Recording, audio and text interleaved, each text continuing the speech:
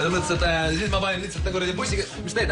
Rait ja Kermo on 2 tublit Eesti meest, kes on algatanud viimasel ajal kõvasti populaarsust kogunud kampaania Lööme poole vähem. Need on ruudud, aine. Siis panin nagu, tahtsin näidata vandile. Ma panin siia, 3 murd. Alles paar nädalat kestnud kampaaniaga on liitunud juba 10 mehi, kes kõik on andnud julge lubaduse lüüa vähemalt poole vähem ja seda koguni suve avamiseni Pärnu Vallikäärus 20. juunil, ehk siis kokku peaaegu 4 kuud. Kuigi plaan näib esmapilgul ehk liigagi südikas, on idee algatajad Rait ja Kermo veendunud, et see on võimalik. Küsime Raidu käest, kuidas säärane ootamatu idee sündis. Varem lõin ikka räme paljune.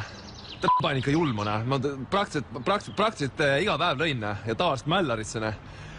Sest paar nädalat tagasi jäme pidas juubelit. Ja seal teks seis järsku nagu kõik külalised hakkasid järsku nagu minuga põrkama. Mõtlesin, mida kõik korraga nagu. Ja siis lendas katus nii täiega ära, et hakkasin lihtsalt mõjutasin üks kõik ära. Ja siis Kermo ütles ka, et tegelikult võiks veits vähem lüüa.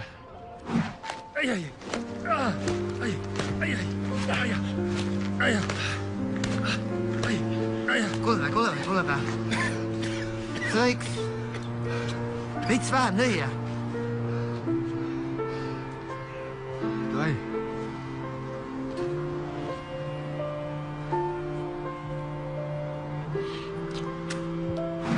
Ja tegelikult draamapunktis arst ütles tegelikult täpselt sama asja. Kermo on läinud aga veelgi kaugemale ning võtnud oma südameasjaks naiste kaitsmise. Ta on nimelt kindlalt otsustanud lüüa naisi poole vähem ja nii kuni kuu lõpuni. Tubli mees ärgitab teisigi enesega liituma. Ei, minu arvates tegelikult naisi ei tohiks lüüa nii palju. Sest ma tean, mis ma räägin, see ei ole üldse positiivne. Ma tean ise, ma hakkasin mingi nädal aega tagasi oma naist veits vähem lööma. Ja me saime samal õhtul juba palju paremini läbi teha. Solane raisk!